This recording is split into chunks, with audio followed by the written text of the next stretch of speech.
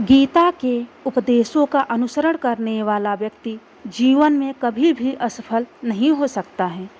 गीता में श्री कृष्ण के दिए गए उपदेश जीने की राह दिखाते हैं। महाभारत के युद्ध के दौरान भगवान श्री कृष्ण ने गीता के उपदेश अर्जुन को दिए थे। गीता जीवन में धर्म, कर्म और प्रेम का पाठ पढ़ाती है।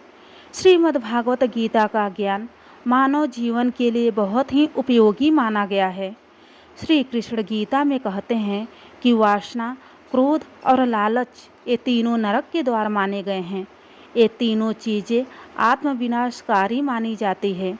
आगे श्री कृष्ण कहते हैं कि न यह शरीर तुम्हारा है, न तुम इस शरीर के हो। यह शरीर अग्नि, जल, वायु, पृथ्वी और आकाश से बना है और अंत में इसी में मिल जाएगा।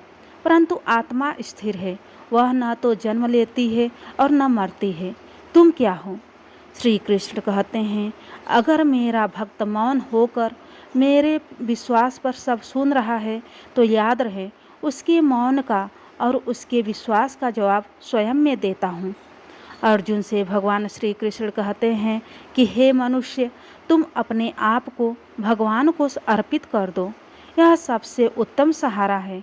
जो इसके सहारे को जानता है वह भय, चिंता और शोक से हमेशा के लिए मुक्त हो जाता है। गीता के अनुसार किस्मत का लिखा आपसे कोई नहीं छीन सकता है।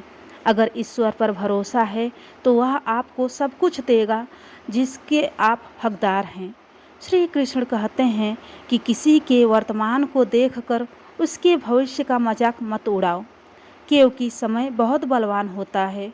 समय में इतनी शक्ति है कि वह कोयले को भी धीरे धीरे हीरे में बदल देता है। गीता में श्री कृष्ण कहते हैं कि जो मन को नियंत्रित नहीं करते हैं उनके लिए वह शत्रु के समान कार्य करता है। गीता में कहा गया है कि परमात्मा कभी किसी का भाग्य नहीं लिखता है।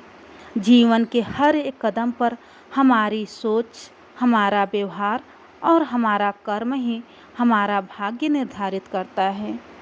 धन्यवाद दोस्तों वीडियो देखने के लिए।